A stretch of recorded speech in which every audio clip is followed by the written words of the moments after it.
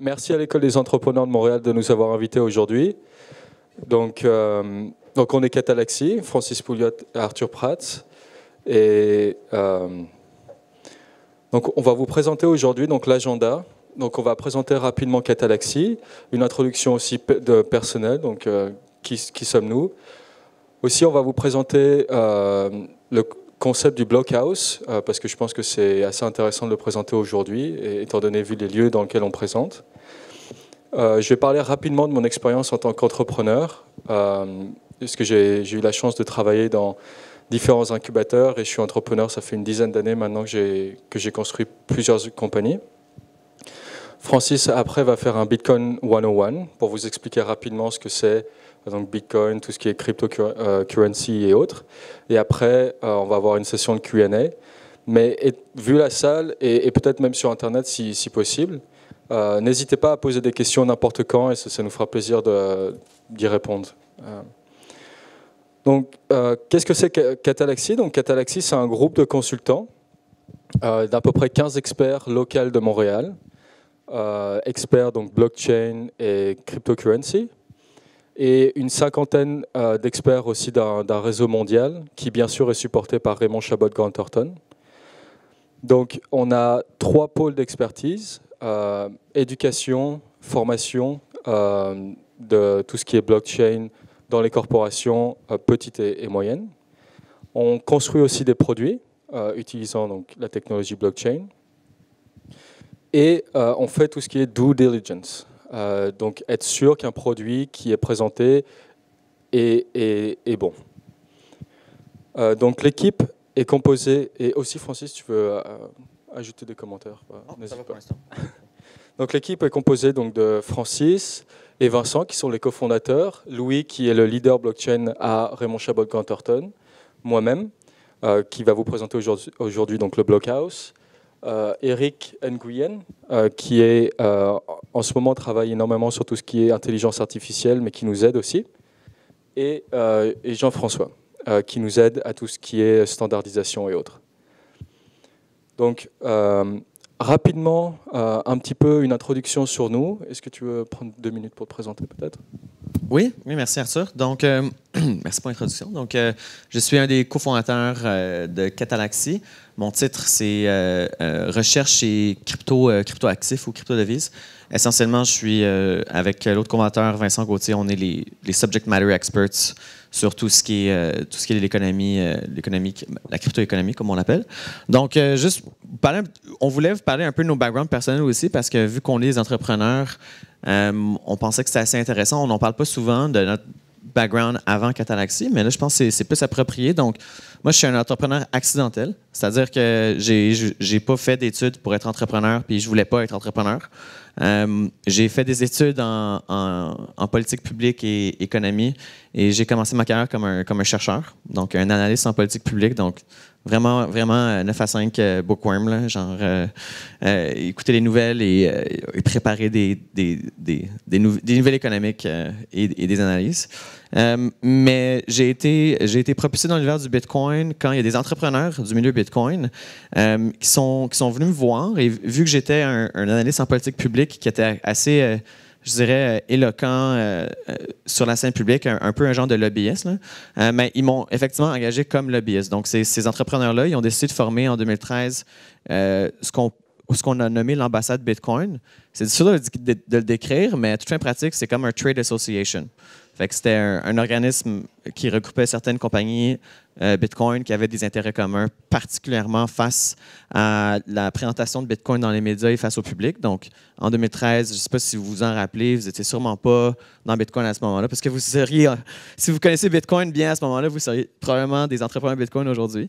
Mais vraiment, à cette époque-là, Bitcoin était vraiment mal perçu. Donc, je suis devenu un peu un présentateur public de Bitcoin, et suite à ça, on était submergé par un flow de demandes pour plusieurs services. Donc, notre but, ce n'était pas de s'offrir des services au public, c'était de convaincre le gouvernement, les médias puis les banques que Bitcoin et la blockchain, c'est des technologies qui valent la peine d'être étudiées. Mais on était vraiment submergés de demandes du public. Donc, là, il y a des gens qui voulaient qu'on installe des boîtes, des portefeuilles, qu'on fasse du support technique, surtout des gens qui voulaient acheter des Bitcoins puis disaient hey, écoute, toi, tu es dans le Bitcoin, tu sais, je peux tout t'en acheter, je peux tout t'en acheter, je peux tout t'en acheter. Je dis mais non, j'en vends pas, j'en vends pas, j'en vends pas. Hey, je vais te payer 5 non. OK, je vais te payer 10 Ah, peut-être que je vais commencer à en vendre. Fait que là, on a commencé à offrir des services à des clients comme entrepreneurs indépendants. Donc, c'est-à-dire, on était une collection d'entrepreneurs, puis on faisait des consultations, des échanges. Finalement, on a décidé de se formaliser dans des entreprises. Donc, parce qu'on n'avait pas le choix. À un certain point, on était submergés. Il fallait qu'on engage du monde, il fallait qu'on s'incorpore. On ne pouvait plus faire du travail comme travailleur indépendant.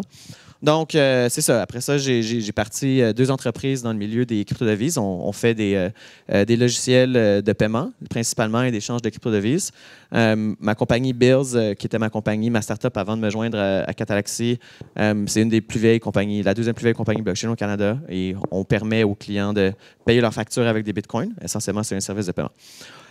Donc, le projet de Catalaxy qu'on a aujourd'hui, c'est vraiment l'idée, c'est très, très entrepreneurial. C'est-à-dire que les cofondateurs et les premiers membres, c'est tous des entrepreneurs. On n'engage pas nécessairement de consultants professionnels. Donc, nous, on a tendance à concevoir les entrepreneurs comme étant les subject matter experts dans leur domaine, surtout des entrepreneurs qui lancent une start-up qui est comme financée de leur poche. Normalement, quand tu fais ça, tu es extrêmement, extrêmement près du marché, donc tu as la meilleure information.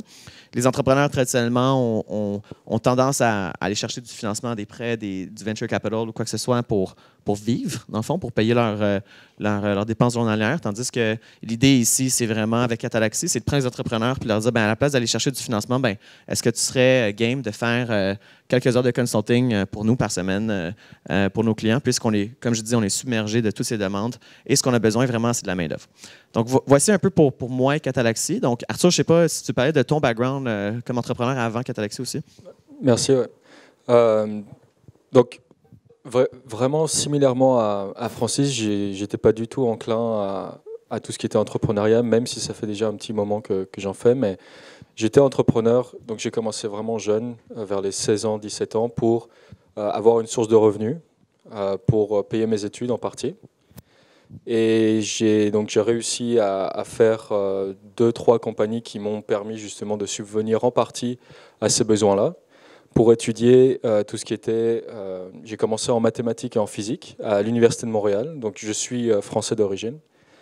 Donc après étudier un petit peu en mathématiques et en physique, je me suis rendu compte qu'en fait c'était comme trop théorique et qu'il me fallait quelque chose, un peu que j'ai les mains sales, que je mette les mains dans le cambouis, disons. Et donc j'ai commencé à étudier l'économie parce que c'est ce qui me semblait être le plus, comparativement aux mathématiques et à la physique, et ce qui semblait être le plus proche et ce qui me semblait, je pensais avoir le plus un impact positif le plus possible sur ce domaine-là. Et en étudiant justement l'économie, je me suis de plus en plus intéressé à Bitcoin. Et j'ai l'impression qu'une fois qu'on est dedans, on peut comme plus s'en sortir. C'est comme quelque chose qui nous attrape. Parce que Bitcoin, c'est quelque chose qui... C'est tout un écosystème qu'il faut comprendre. Il y a l'économie, il y a la technologie, mais il y a aussi tout ce qui est politique, il y a donc les entrepreneurs, il y a beaucoup, beaucoup de choses. Donc, en ayant ça en tête, j'ai rejoint District 3. Donc, District 3, qui est un incubateur, qui est le centre d'innovation de l'Université Concordia, il y a à peu près 2-3 ans, où un de mes premiers mandats était de transmettre, disons, une partie de mes connaissances en tant qu'entrepreneur, où on a construit donc différents programmes pour aider. On a aidé à peu près entre 150 et 200 étudiants à soit commencer une compagnie en tant que start-up, ou soit rejoindre une compagnie. Donc ça, c'était mon premier gros mandat en tant qu'entrepreneur, ce qui était extrêmement formateur et qui était vraiment une opportunité incroyable. Après, je suis resté un peu à l'Université Concordia, où j'ai fait tout ce qui était logistique et opération de District 3. Donc j'ai aidé beaucoup de startups. J'ai pas de chiffre en tête, mais j'imagine entre 20 et 50 à peu près, startups à grossir. Et donc soit à réussir, ou soit à pas réussir. Fail. Mais le plus rapidement possible. Et je pense que ça, c'est vraiment un point qui est à comprendre, c'est que même si c'est un échec, notre compagnie, il faut aller le plus rapidement à l'échec pour pouvoir recommencer quelque chose et recommencer le plus rapidement jusqu'à ce qu'il y ait une réussite.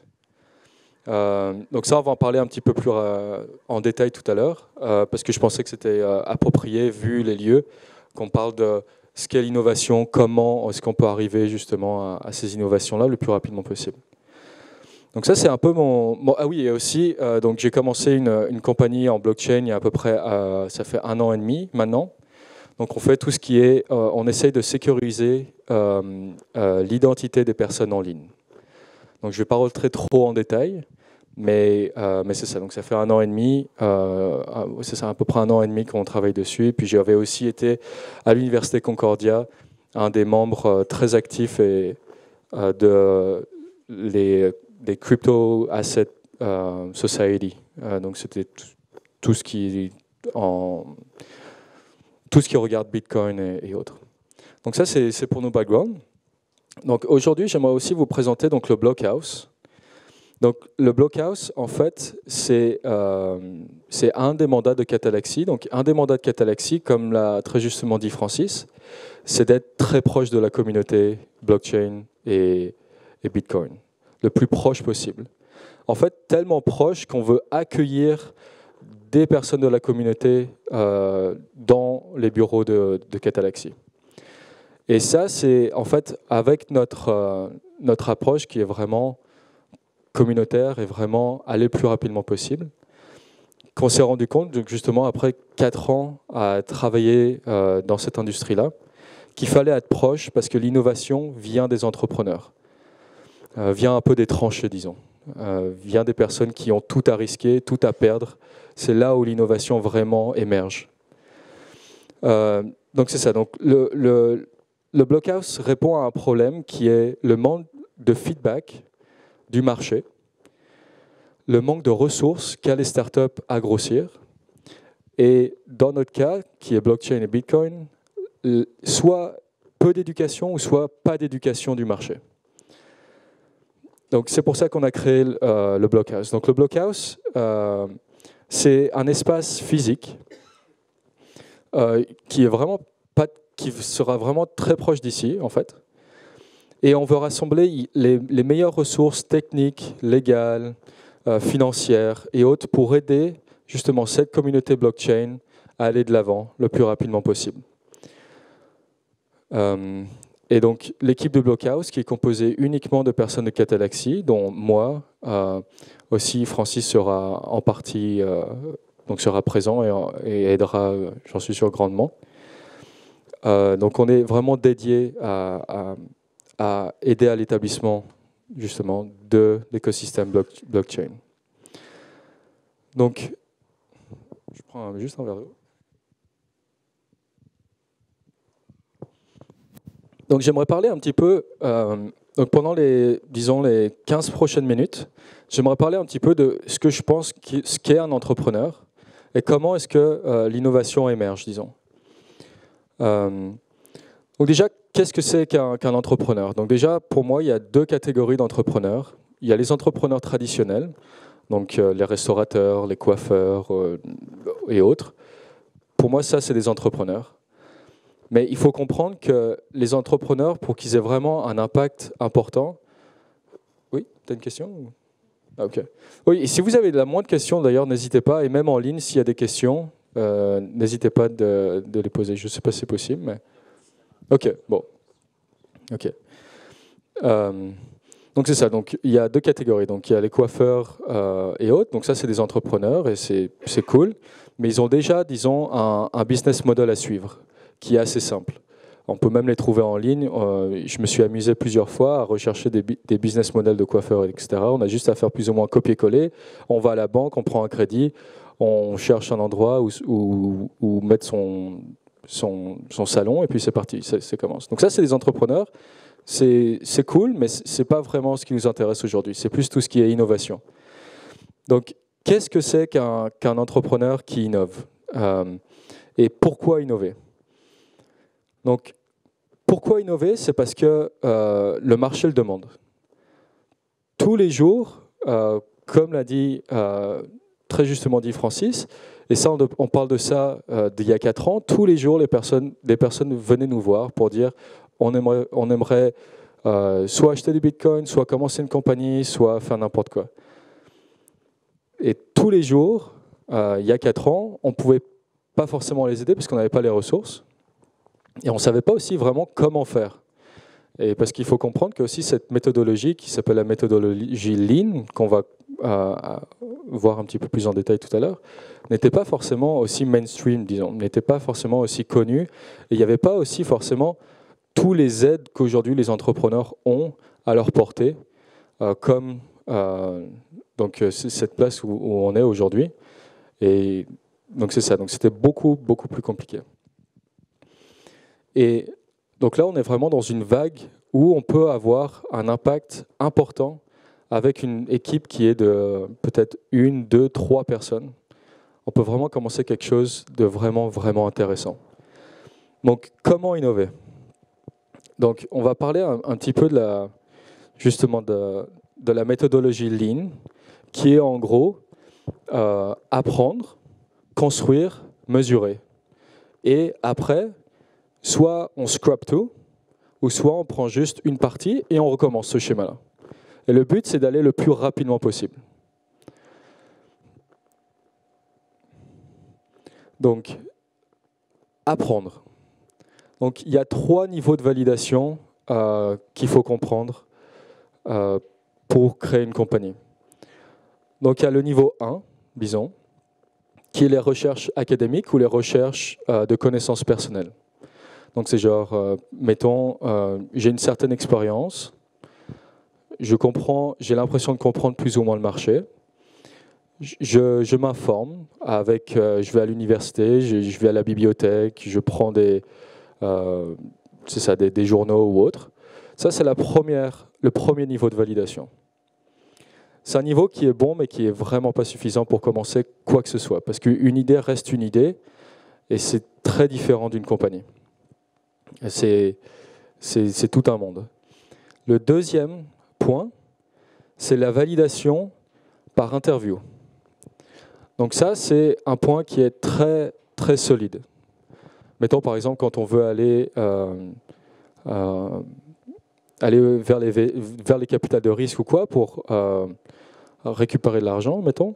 Ça, c'est un point qui est, j'allais dire, crucial pour avancer. Donc ça veut dire quoi par interview? Ça veut dire qu'en gros, donc on a cette idée et on va interviewer entre 50 et 150 personnes de l'industrie dans laquelle on veut créer cette compagnie pour avoir le plus de feedback possible, sans même construire et sans même mettre $1 dans la compagnie qu'on veut commencer. Parce qu'encore une fois, le but, c'est qu'on n'a pas d'argent. Donc c'est ça. Et le but, c'est d'aller vite. Donc, il faut interviewer le plus de personnes possible pour qu'ils nous partagent le plus de connaissances qu'ils ont, eux, du marché. Et une fois qu'on a cette vision périphérique de tout ce qui se passe, là, la solution va être tellement simple à prendre et tellement simple à construire dessus que l'argent va être extrêmement focus, disons. Donc, on va avoir besoin de beaucoup moins de ressources pour avoir une idée et un impact qui est vraiment important. Donc ça, j'aimerais parler de 3 petites histoires, peut-être, juste pour que c'est peut-être plus compréhensible. Donc, il y a une compagnie qui s'appelle Trainer Workout, qui était à Montréal, il y a à peu près 2 ans, maintenant il y a 1 an, maintenant qu'ils sont partis à Dubaï, il me semble. Donc, juste pour que vous compreniez, donc c'est encore une plateforme qui aide les entraîneurs sportifs à trouver des clients et à les manager. Donc, ils n'avaient aucun argent, peu de connaissances du marché, mais vraiment une passion énorme pour trouver une solution. Donc, ce qu'ils ont fait, c'est qu'ils ont interviewé à peu près une centaine d'entraîneurs et à la fin de l'interview, ce qu'il disait, c'est que, on va construire cette plateforme-là, Mais est-ce que dès qu'elle est construite, on peut vous considérer comme un client? Et ça, il parlait d'entraîneur. Et il y avait une grande majorité qui disait oui. Très grande majorité qui répondait positivement. Donc je n'ai pas les nombres exacts, mais mettons 80. À la fin de ce processus d'interview-là, qui a duré à peu près 3 mois, ils avaient 80 clients, aux potentiels clients, sans même avoir construit quoi que ce soit et dépensé $1. Donc ils n'avaient pas de produit, mais ils avaient déjà des clients. Donc là, ils sont retournés, ils ont fait OK, et on va peut-être demander à peu près 10 000, 20 000 $. Ils sont retournés, malheureusement ça n'a pas marché.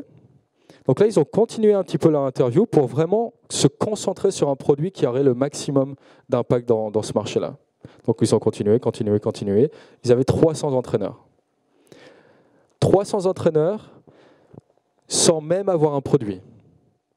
Juste un PowerPoint.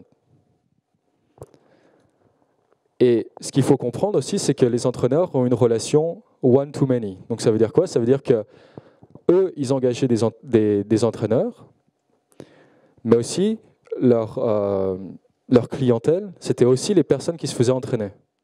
Donc ils avaient 300 entraîneurs, est-ce qu'on m'entend? Ouais, 300 entraîneurs, et ces entraîneurs-là aussi avaient une pool de clients. Donc ça veut dire qu'avant même d'avoir quoi que ce soit, ils avaient 300 entraîneurs et, il me semble, des milliers d'utilisateurs. Et ça c'est extrêmement puissant, sans même avoir dépensé de l'argent ou sans même avoir codé quoi que ce soit. Une fois qu'ils avaient ce pool d'utilisateurs-là, ils sont juste retournés, ils ont fait « Est-ce qu'on peut avoir de l'argent ?» Tout le monde disait oui, absolument, parce qu'ils avaient déjà toutes ces personnes-là qui étaient alignées juste pour utiliser leurs produits. Et donc, ils ont eu leur financement et là, ils grossissent vraiment de façon importante. Encore pire que ça, encore ou mieux que ça, dépendamment du point de vue. Je vais vous parler de Charlie Gedeon, qui est un employé à District 3, qui lui a commencé, c'était à peu près il y a 1 ou 2 ans, un chatbot qui en fait avait pour mission de répondre à vos amis sur Facebook et de mettre des statuts pour être toujours en ligne sur Facebook pour que tout le monde pense que vous êtes toujours en ligne et mettre des articles intéressants, etc.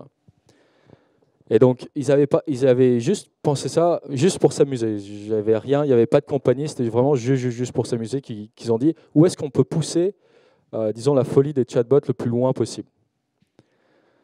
Et donc, ils ont arrivé avec cette idée-là. Et en suivant cette méthodologie-là, ils ont réussi à convaincre une dizaine de personnes à leur université de tester ce produit-là. Et en fait, ce qu'ils ne savaient pas, c'est que rien n'était codé.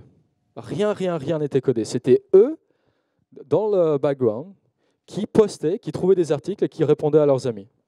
Donc il n'y avait rien de codé. C'était littéralement des humains qui répondaient à d'autres humains, mais ils avaient vendu ça comme si c'était un chatbot. Et il y a donc à peu près, j'ai plus les chiffres exacts là, mais on va dire à peu près 7 personnes des 10, au bout d'une semaine, on dit non, je peux pas continuer, c'est trop creepy, là. Je peux pas, c'est trop bizarre.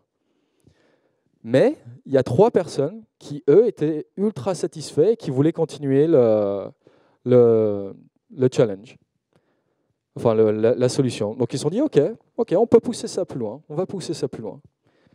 On va aller voir les journalistes, on va voir si on peut vendre ça aux journalistes.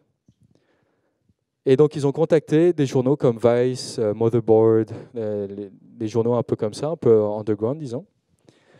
Et Motherboard était super intéressé par l'idée. Donc, il y a un des journalistes qui est arrivé, qui a fait « OK, j'aimerais le tester pendant 1 semaine. Et après, si c'est bien ou si c'est pas bien, je verrai si j'ai envie d'écrire un article ou pas. »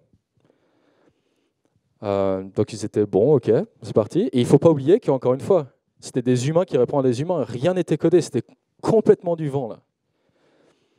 Au bout d'1 semaine, la personne de Motherboard était ultra impressionnée et a écrit un article qui a été publié sur Motherboard qui faisait les éloges de ce produit-là.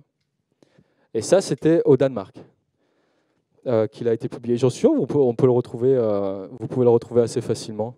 Je me souviens plus du nom du projet exactement, mais j'en suis sûr c'est retrouvable. Donc c'est encore une fois ça.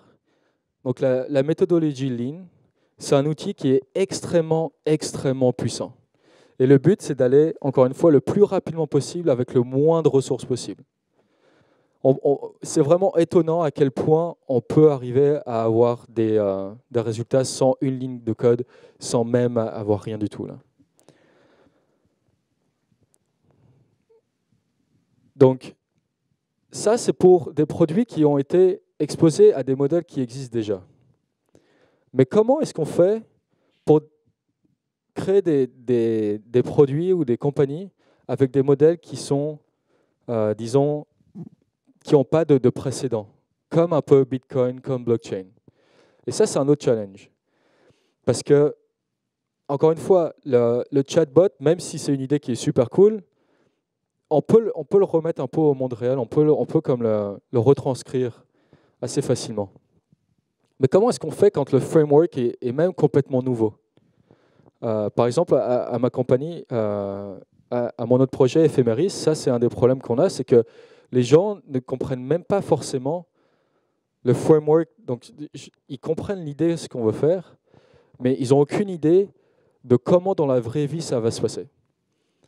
Et ça, c'est un problème qui est peut-être plus, disons, plus souvent relié à tout ce qui est blockchain et Bitcoin, parce que c'est tellement nouveau, novateur, comme un peu tout ce qui est intelligence artificielle aussi.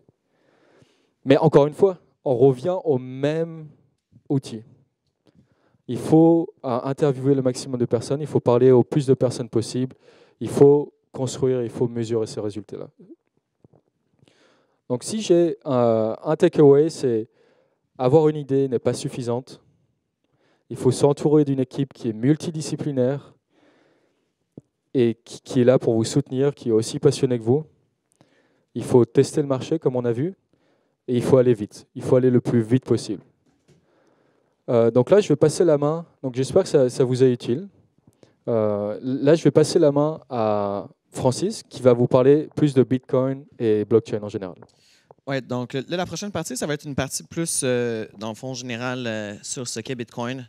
Pas nécessairement relié à l'entrepreneuriat parce que faut comprendre que Bitcoin, c'est un peu comme l'intelligence artificielle, mais il y a genre 6 ans. Donc, il n'y a pas vraiment d'impact sur l'entrepreneur aujourd'hui. Ce n'est pas quelque chose qu'il faut nécessairement penser. C'est plus c'est un impact à très long terme, à moins que vous vouliez vous lancer dans une start-up dans l'écosystème Bitcoin et blockchain. Évidemment, il faut en lire plus, mais l'idée, par exemple, que la blockchain va disrupter un milieu entrepreneurial bientôt, c'est très exagéré. Donc là, c'est vraiment plus à des fins d'éducation personnelle. La présentation est en anglais. Pourquoi? Parce que toute la documentation sur Bitcoin est en anglais. L'anglais est la langue d'usage de Bitcoin. Même les Chinois apprennent l'anglais pour Bitcoin en ce moment, et vice-versa. Donc, le chinois et l'anglais sont les deux langues d'usage dans la communauté. Et le but aujourd'hui, on va commencer avec la première slide, juste pour vous donner une idée. So, the goal today is to teach you a little bit about Bitcoin, but nobody understands Bitcoin. So, I've been in this space for 4.5 years. And when I say I'm in the Bitcoin space for 4.5 years, it means that every day when I wake up, the first thing I do is spend 2 hours reading the news in the Bitcoin ecosystem. So all the new programs that are coming out, everything that's going on, trading, new exchanges, keeping up to date, and then keeping up with the latest research. Sometimes that can be many, many hours a day. And after 4.5 years, I still don't understand how Bitcoin works completely. And nobody ever does. So it's really, really normal. The reason why Bitcoin is so hard to understand is simply because of all the things on your left. Mostly, it's all about game theory. So game theory is what drives the world, but people don't learn about game theory in school. We don't learn about it in math. We don't even learn about it in politics.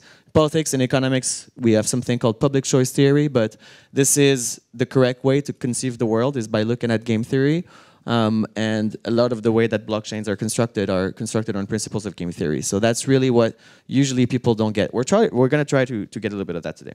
So And this is funny. So this you'll see if you see somebody that's claiming to be a Bitcoin expert, or that at least is very adamant, he's probably there. This is your perceived knowledge of Bitcoin, and this is time. So when you start out with Bitcoin, you know nothing, and then you think you're a genius, but when you start to dig further, you always realize at the end that you really know nothing. So really simply, Bitcoin, the concept generally, is Bitcoin itself, the word, it's a collection of concepts that form a collection of concepts and technologies that form the basis of a decentralized transaction network and monetary system. So if you think about Bitcoin, the name is very vague. It's almost like saying like AI. You know, it's very, very vague. But when we talk about Bitcoin, it's just a bunch of concepts and technologies that are together. There's three main. So Bitcoin is actually a real thing. So the peer-to-peer transaction network is a real network. There are computers in this network. So if you think of email, when you send email, it's being sent over a network of computers. So Bitcoin does exist. The difference between Bitcoin and most commercial technologies is that it's an open source software project. So the code itself is, that means that basically when you're writing code, when you're making a software, it's just a list of instructions. It's just a recipe. If you have an app, then obviously you keep it secret because that's essentially the only thing you have. But in open source projects, everything is public. So the entire way that Bitcoin works is public. And when you use Bitcoin, you're downloading the copy of the code. You can audit it to make sure that it does what it says it does. And Bitcoin also, obviously, so Bitcoin is also the free and open source software project is called Bitcoin. That's kind of a project to create a code base. Then the network itself that emerges from people using this code base on computers. So basically, if you think about it, what a computer network is if you have a hardware and you have software, and then you have another hardware and another software, and if those two software are aware of each other and can communicate, then you have a network of two computers that are talking to each other. So a network is just that. And Bitcoin is also the name of the cryptocurrency, which is the result of the Bitcoin network. So Bitcoin means many things, and it is different things at the same time. So the general concept of Bitcoin is a decentralized consensus system for immutable ownership records. So the concept of Bitcoin essentially is, we're going to get to it. So what's the goal of Bitcoin? So the goal of Bitcoin, the entire concept, is not about like creating PayPal or allowing people to send money over each other. The internet, that's kind of the side effect of what Bitcoin does. So Bitcoin is a decentralized consensus. It's a decentralized kind of governance system. Why? Is because the Bitcoin network is a system which is created by the users and for the users. So if you think about it, it's kind of, Bitcoin is kind of a gigantic corporation in a sense that it doesn't have any, and I use the word corporation or company in a very, very, very metaphorical sense. It's definitely not a company. It's something that lives, it's like the internet. It just lives out there. The thing that's different with Bitcoin and the internet is that Bitcoin, anybody that's in the network is actively participating and actually doing tasks and is actually a worker. So I'll actually do I'll start about peer-to-peer networks first, and I'll go back because I just realized that. So does anybody here know what a peer-to-peer network is? Okay, so I'm sorry. I'm going to start with a peer-to-peer network, so that's easier to understand. So has anybody ever used torrents?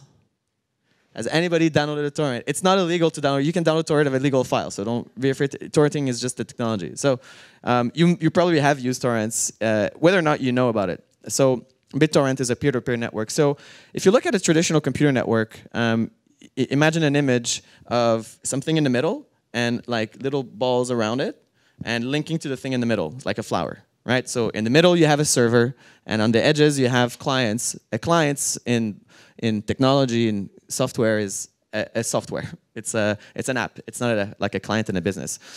So that's why you always hear the term Bitcoin client or Ethereum client, and what? A client is an app on your desktop. So let's say it's iTunes, for example, right? You want to have a movie, and then you're a client. You're just like connecting to the server, the iTunes server, and you request a movie or a song, and iTunes gives it to you. The BitTorrent network is much different. So the BitTorrent network, I have a movie on my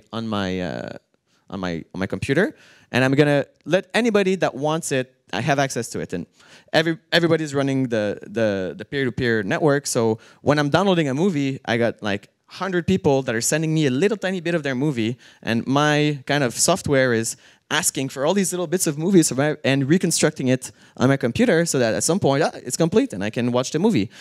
So nobody's going through a central server, right? So a peer-to-peer network, okay?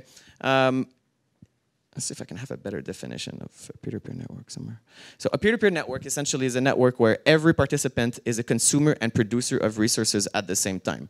So in a peer-to-peer network, there's no hierarchy. So every participant is equal in some way. And the network's goal is to fulfill some task, right? So in the case of BitTorrent, the network's goal is to enable a file sharing system that's decentralized. So the goal is that if everybody does a little tiny bit of the file sharing work, then we don't need to rely on a centralized server to do our file sharing work. We can all do a little tiny bit of work that's coordinated through the protocol. And what does that mean? It means that you can shut down Napster, but you can't shut down the Pirate Bay. That's the difference. So Napster was a piracy software that was relatively centralized and sending files. That can be shut down. Something like torrenting and Pirate Bay can never be shut down because there's no central server. So the network's job is to ensure that if everybody does a little tiny bit of work, you'll never need to rely on some third party to do the work for you.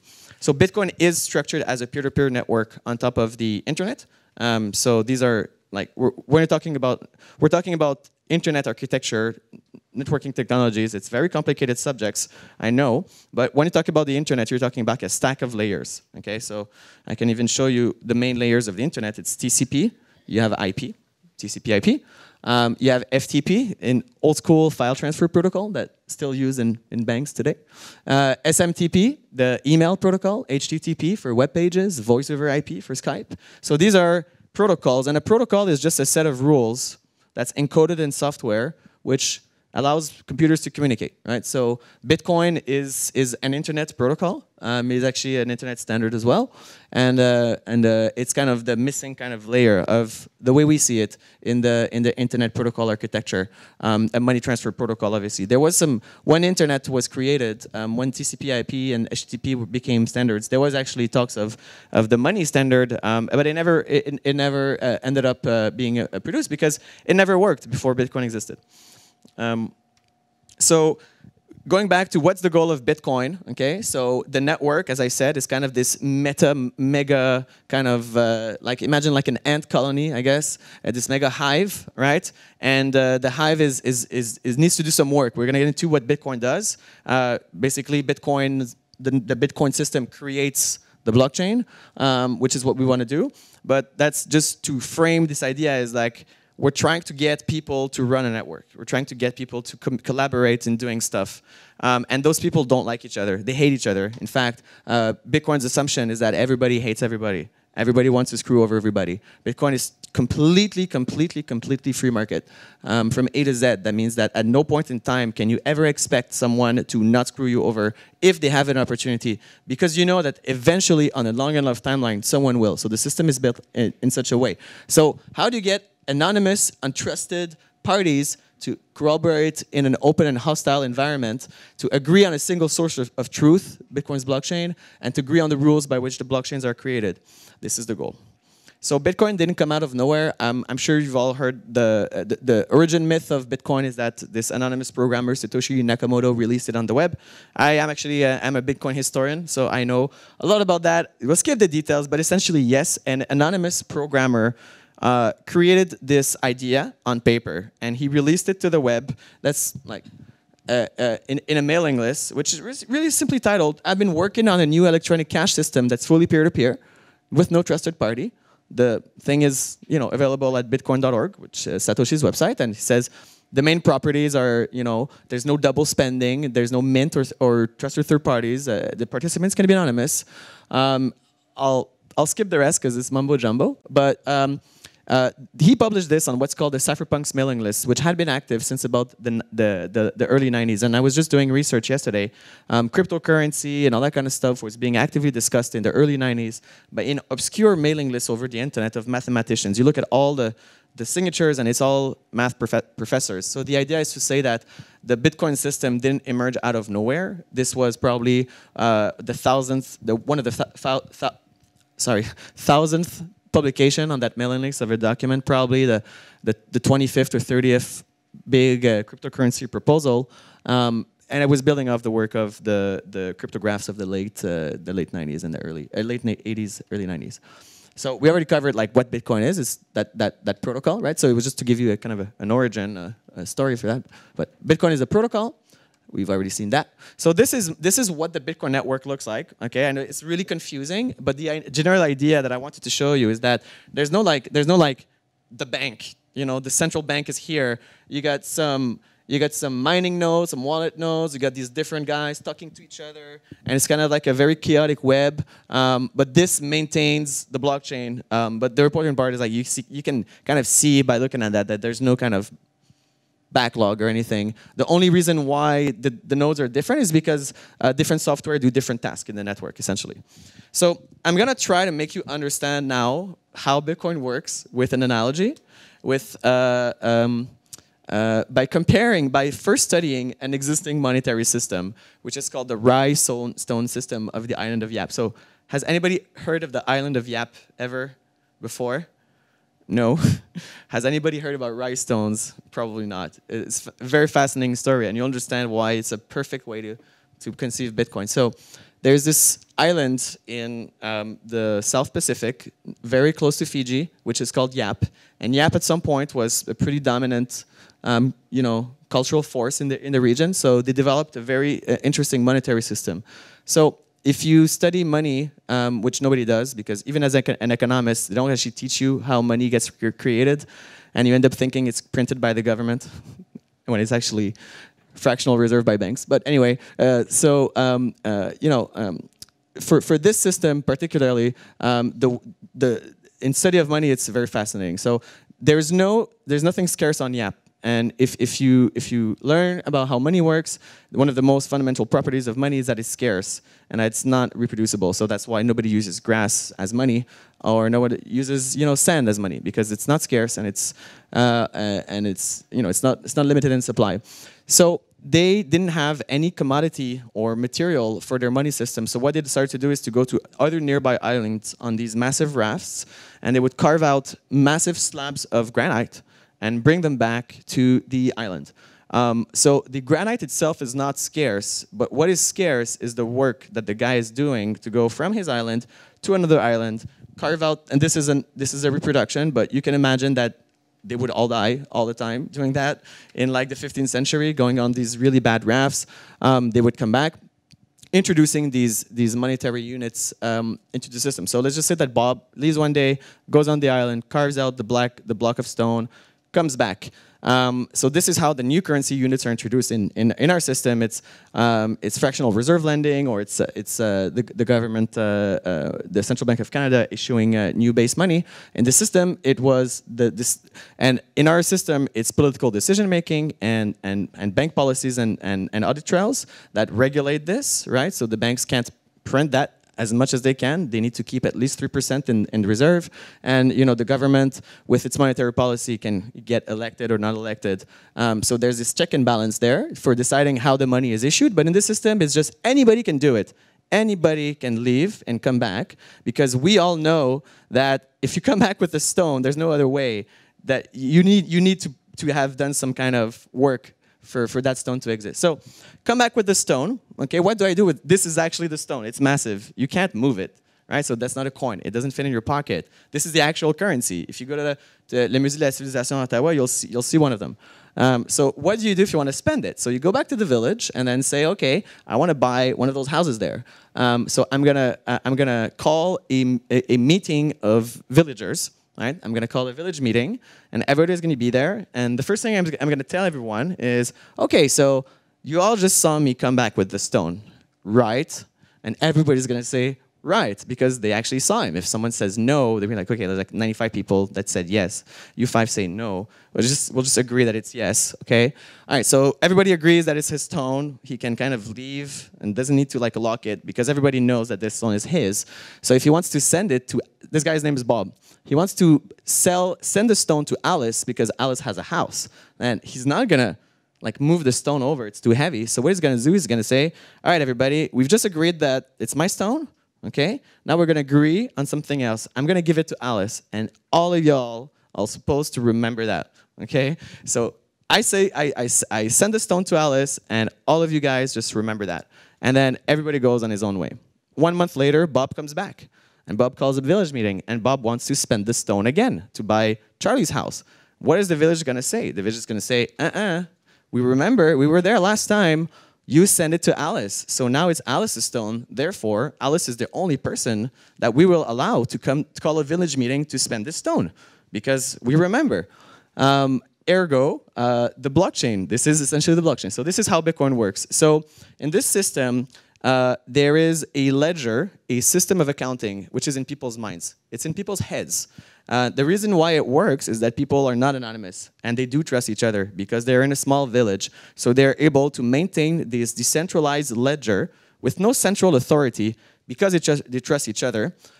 So that even if the stone falls at the bottom of the ocean, for example, the village will still consider it as a valid unit of currency and allow people to spend it. At no point in time is a transaction marked on any piece of paper or anything. However, there is this social consensus that people will reject certain transactions if they don't agree, there's some rules, right? I'm assuming like everybody knows the rules. You can only spend your stone once. Right? And the village will actively refuse those transactions as a community if it breaks the rules. This is how Bitcoin works. So in the case of Bitcoin, obviously this doesn't scale. This cannot scale past 100 people, which is, I think there's a number, 150 people. So how do you make that scale? Well, in Bitcoin, imagine instead of having the ledger in our minds, it's an actual ledger. It's an actual piece of data which is on our computer. And we all have on our computer at all times the history of all the transactions. So what is the blockchain? What is the cryptocurrency? They're just logs. They are actually just logs of transactions. So this Bitcoin moved at this time, and at this time, and at this time, and at this time, and at this time. It's a massive log that we keep on our computer. So whenever, for example, I want to make a transaction, all right, so it's a massive log. I'll explain to you how it works, okay? So let's say I want to make a transaction to Arthur, and let's kind of keep this kind of context in mind. So assuming I have a Bitcoin and I want to send one to Arthur, I'm not sending Arthur a file. I'm not giving any data to Arthur himself. Actually, Arthur doesn't even matter in this transaction. What I'm doing is, as long as Arthur doesn't need to be involved in any point in time. Arthur has basically some identifiable cryptographic. Let's just imagine he has an address. If I make a transaction to Arthur, I'm going to write a message. First of all, the transaction is a message. Okay, so think of a radio tower. I'm making a message on my computer. I want to move Bitcoin from my account to Arthur's account. I'm going to take this message and I'm going to sign it with a special signature. In cryptography, we call those private keys. It's a difficult concept to grasp, like the concept of private keys, but let's just say that there's something that only me have, which is a private key, and I can sign a transaction, and then the transaction, what you receive from that is a transaction and a signature of a transaction, a cryptographic signature. Essentially, a cryptographic signature is kind of like imagine like a kind of seal, kind of stamp that you have kind of the dark part, I don't know, the base of the seal, and you can make a seal, and basically if someone sees the seal, they know it's from you. I'm not going to explain how it works because it's indistinguishable from magic in my experience, how cryptography works, but it does work. So if I sign the transaction, anybody can prove that, okay, like it is my signature, it is correct. And I'm gonna send a request to the network instructing them, hey guys, I want all of you guys to modify on your computer your version of the ledger. All of you modify your version of the ledger to include this transaction which I'm doing. And because of the way that Bitcoin works, because of the routing and networking technology, everybody's going to say, okay, boss, thanks very much. They're going to take that transaction, and they're going to include it in their version of the kind of history. And then this is how the kind of system is maintained, right? But obviously, there's a big problem. Because if I have a copy of the ledger, and Arthur has a copy, if we all have a copy of the ledger, how do we agree on which one is the right one? Because in my copy of the ledger, there's 1 million Bitcoins to my name. And in yours, there's only 1 Bitcoin to my name because I just gave myself 1 million Bitcoins, right? So there's this huge synchronization problem. If we're always like, imagine how difficult, imagine the job of the central bank is essentially to reconciliate the world's ledgers, right? The job of banks and central banks is like, everybody has all these accounts and all they do is to make sure that all the accounts balance all the time. Imagine if like there's no leader, there's no boss. We'll have different versions of the ledger. And in my version, I'm giving myself money and I'm trying to pass those Bitcoins as being valid Bitcoins or something. How does that work? And that's where the mining part comes in. That's where Bitcoin mining comes in. And we're not going to get into that because it's hard. I'm just going to kind of frame the problem. So this is Satoshi, the inventor of Bitcoin, kind of explaining in the white paper, which is the document which he published in his idea, what's the point of what he's trying to accomplish. So the problem, and this is easy. I'll give you an example to understand. The problem, of course, is that the payee can't verify that one of the owners did not double spend the coin. Okay, so we're talking about a specific problem, which is double spending, and I'll explain it to you. Okay, so has anybody ever had a gift card of Tim Hortons or any kind of gift card? Right? When you redeem it, like it's scanned or something, but basically, when you have a gift card, you have 16-digit like number. And like you go to Tim Hortons and you say, you use my gift card. They're gonna type in your number or scan it and get the number, and they're gonna look like in their database, and they're gonna say, oh well, this 16-digit number has like $10 to spend on his card. So for coffee, we're gonna remove $2. Yeah, now has $8 or something like that. So let's say you want to give a Tim Hortons card to your friend, right? I want to sell it to Arthur, actually. I have $10 of Tim Hortons, and I hate Tim Hortons. Give me $5 so I can buy some good Starbucks, right? And I'll give you my $10 Tim Hortons card. Okay, Arthur sends me $5. I give him, I take a photo of my card, for example, and I send it to Arthur. Say, hey, there's just scan that at the Tim Hortons, and you're on the way. But I send that to Arthur, but at the same time, before Arthur had time to spend it, I also went to the Tim Hortons because I kept the original, gift card. So I spent it at Tim Hortons, and I spent it at Arthur as well. I spent the same gift card twice, which is normal in the internet because everything can be copied. Data can be copied. So if your money is like data, then data can be copied. Data can be counterfeited. So we don't want to have the double spend problem, which is the age-old problem that the guys since the 90s were trying to solve. So the solution to this problem is to have a central bank, to have a trustful central bank, right? So if I want to send the Tim Hortons card to Arthur, then Tim Hortons could have like a central clearinghouse where I'll say, okay, hey Tim Hortons, I actually want to send that card to Arthur, so I'll send it to you first, and then to Arthur, and then since Tim Hortons is the one who runs the system, they'll just make my card invalid, right? So usually the trusted central authority or mint is the one that checks every transaction for double spending, but that's not what we want to do. We want to remove that. So at all times, the fate of entire money system depends on the company who's running the mint. Essentially, in our case, it's a mixture of governments and banks. In the case of Tim Hortons, it's Tim Hortons, the Tim Hortons currency. So we need a payee, so the one that gets paid, to know that the previous owner of the. So let's say that I send like Bitcoins to Arthur. Arthur wants to make sure that the Bitcoins I'm sending to him weren't sent to someone else before, right? That it's the only time that these Bitcoins ever be spent, only once. So that's what Arthur wants. So for the purpose, basically the rule of the blockchain, the goal of the blockchain is that the earliest transaction is the one that counts. Like exactly the same thing as our Rhinestone example. Bob's the first one. He did it. And then it's Alice, and then Alice spends it. She spends it on Charlie after. It's the first one that always counts. And the only way to confirm the absence of a transaction is to be aware of all transactions, right? So this is kind of getting to the core of what Bitcoin does and what the blockchain does. So think about it in this way. Like I can only know that the transaction, Arthur can only know the transaction coming from me is the first one because Arthur knows all of the transactions that are coming. If Arthur knows only some of the transactions of the system, it wouldn't work. He needs to be aware that if I don't see the transaction in this pile, it has never existed. So everyone is aware of everyone's transactions because that's the only way that we can all agree on which one came first, which was the problem that Satoshi solved. And essentially, is essentially the Bitcoin network. Okay, right. So this is how it works, and then what happens? Basically, the blockchain in relations to Bitcoin the blockchain is the result of all this technology coming to fruition. So you'll often see that, or often read that, like, blockchain is the technology behind Bitcoin. That is not true. Unfortunately, that's kind of the catchphrase that's come, like the meme, like, you know, blockchain is the technology behind Bitcoin. And if you're in technology and you start to look at the technology behind Bitcoin, looking for blockchain, you won't find it. So it's not a good. Basically, the blockchain is the result of all this thing coming together, right? So when I say that we're adding transactions to this ledger, what we're actually doing is we're actually taking transactions, batching them together in a very special format, and adding those batch of new transactions to a chain, and the name of the batch is called a block. So we're adding blocks to our chain. We're adding transactions into this ledger. We're pushing the history of the ledger forward.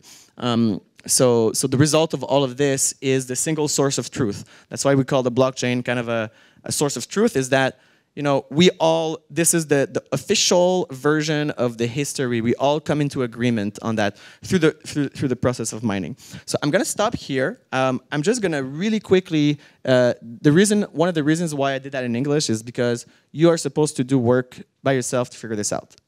If you wanna learn about Bitcoin, you cannot be taught Bitcoin. You need to start reading and doing your research.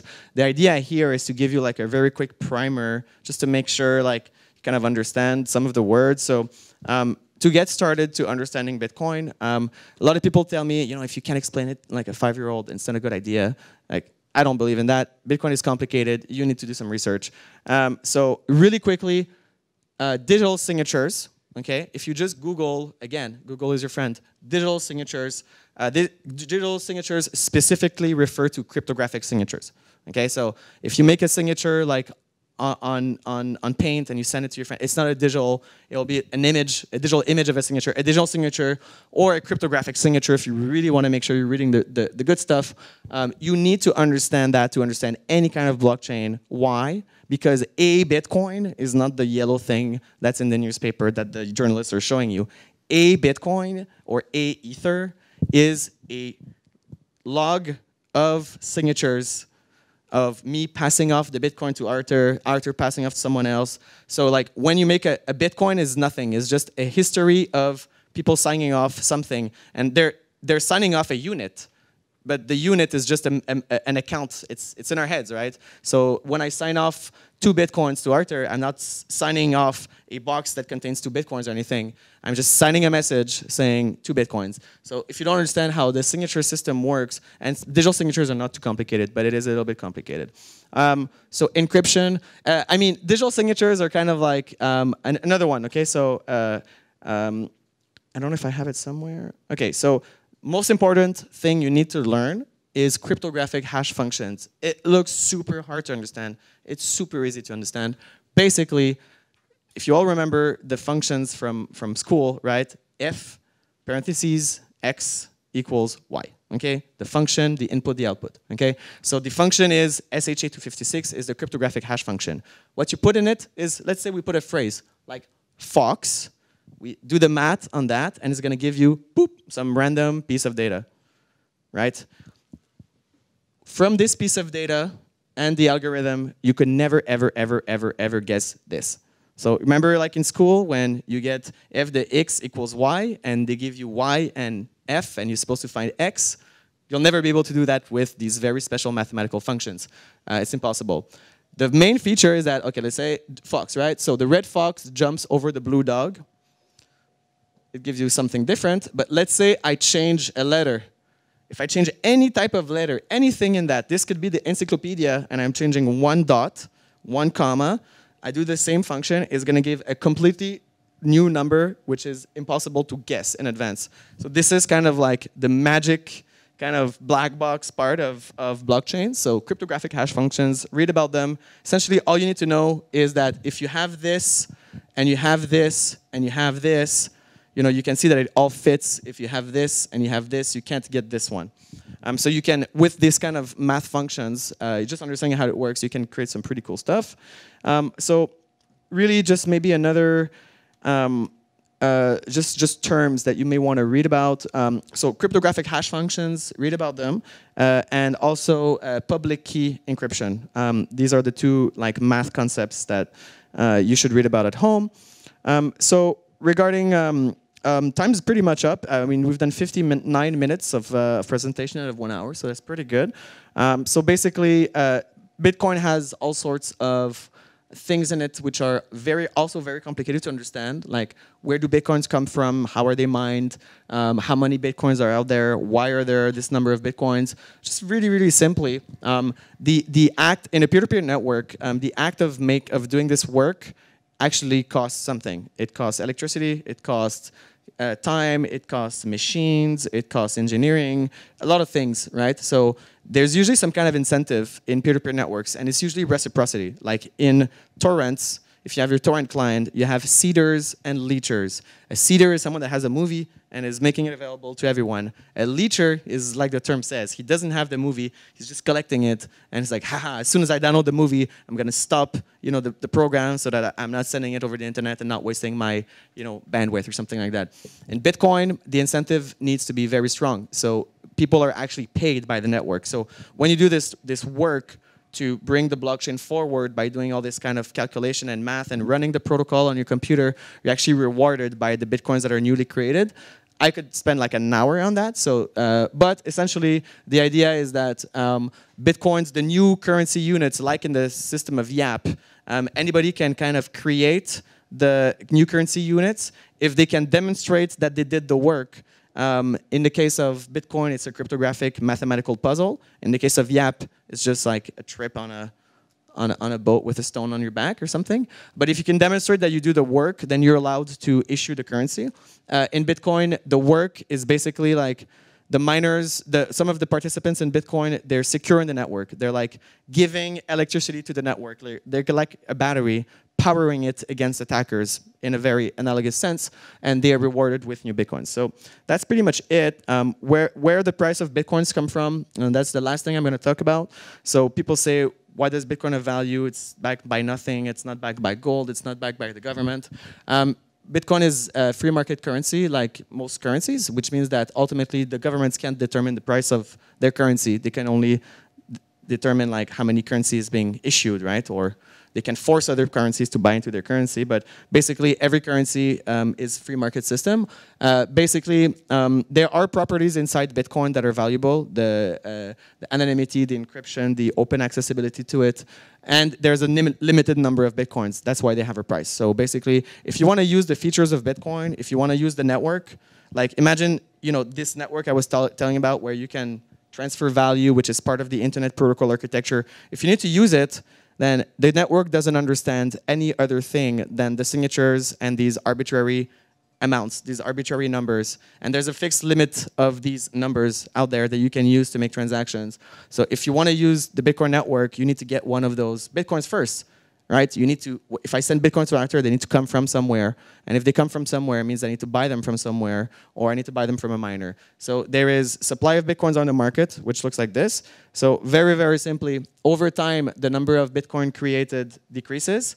So this is like gold, right? You start to dig, and then, oh, there's a lot of nuggets. And then you dig deeper, and there's less and less and less and less and less. Same thing with Bitcoins. So that the inflation, like basically if you look at inflation in US dollars, like it goes up over time, right? It always goes up. Here, the inflation rate decreases over time, and there's a limit. So that's for Bitcoins. Just really quickly, when you hear about Bitcoin and blockchain, so Bitcoin is the first blockchain. The blockchain is the result of the mining process, right? So like the blockchain is the actual. When I said that Bitcoin is a concept of technologies, it's a group of concepts. This group of concepts and technologies produce blockchains, right? Bitcoin is the first one. There's other blockchains, but that's essentially the difference between a cryptocurrency and the blockchain. The blockchain is the result of the network. It's not the network. That's it. So questions. Thank you very much for your time. Merci. Merci. Désolé pour la partie en anglais. Donc, les questions, je vais les répondre en français, bien évidemment. Est-ce qu'il y a des questions? Pas de questions. Est-ce qu'il y en a qui ont compris quelque chose à main levée? Quand même, c'est bon. S'il y en a qui n'ont pas tout compris, sachez que cette vidéo-là va se retrouver sur notre chaîne YouTube. Fait que vous allez pouvoir la réécouter plusieurs fois pour comprendre l'ensemble de la présentation. Donc, pour les ressources francophones spécialisées... Juste parler dans ton micro. Donc, pour des ressources francophones spécialisées, si vraiment vous avez de la difficulté avec l'anglais, je vais vous dire que ça va être difficile de bien apprendre blockchain et Bitcoin si vous avez de la difficulté avec l'anglais. Mais si c'est le cas, on peut vous en envoyer par courriel, on va sûrement pouvoir en trouver. Mais le mot de la fin, c'est vraiment le but d'une présentation comme celle-ci, c'est pas de vous faire comprendre quoi que ce soit. Si vous avez compris, c'est déjà un positif. Le but, c'est que quand vous faites votre recherche à la maison, vous êtes capable de couper un peu votre temps de recherche puis un peu savoir où est-ce que vous êtes rendu. Donc, vraiment, la recherche à la maison se fait de manière assez intuitive. Juste être patient avec Bitcoin, c'est long, mais il y a souvent un moment, vous allez vous en rendre compte un jour, il y a un moment où est-ce qu'on appelle le aha moment, où est-ce que tous ces genres de trucs, il y a comme une image claire de Bitcoin qui se fait dans sa tête à un certain point. La plupart du temps, c'est l'analogie de Yap, c'est quand tu comprends comment le réseau s'entend, parce que c'est un peu de la magie, je vous dis, là. Tout le monde s'entend sur le ledger. On est tous en harmonie. Comprendre comment est-ce qu'on se rend à cette harmonie-là constante. En théorie des jeux, on appelle ça un équilibre Nash. Donc, Bitcoin est en tout moment dans un statut d'équilibre Nash. En mathématiques, c'est un équilibre où est-ce que si les participants dévient de leur comportement actuel, ils vont perdre. Il y a tout le monde qui va perdre. Il n'y a aucun scénario gagnant. C'est-à-dire que si on laisse des participants comme in the wild, avec Bitcoin, on peut être garanti qu'il n'y a personne qui va dévier du comportement auquel on s'attend parce qu'il perdrait de l'argent s'il déviait. Puis ça, c'est mathématiquement prouvable. Donc, une fois qu'on comprend un peu comment ça marche, là, c'est genre, ça s'allume assez vite, mais je vous donnerai peut-être un an avant que ce moment-là arrive, si c'est votre première introduction au Bitcoin. Mais vous pouvez être patient parce que d'après moi, la technologie ne s'en va vraiment pas. N'ayez pas peur de manquer le bateau parce que d'après moi, il y a à peu près 0,5 à 0,5% de la population canadienne qui détient des bitcoins, donc c'est vraiment faible. Donc c'est un beau périple intellectuel aux aventuriers qui n'ont pas peur de challenge. Good. Merci beaucoup. J'aimerais remercier nos conférenciers, Francis et Arthur, pour un domaine un peu plus complexe, mais c'est pour ça que la journée s'appelle Les entreprises de demain. C'est pour avoir des conférences comme ça, puis aller un peu plus loin. Merci beaucoup. On se revoit à 1h30 pour une conférence avec Budgetto. Merci. Bye-bye.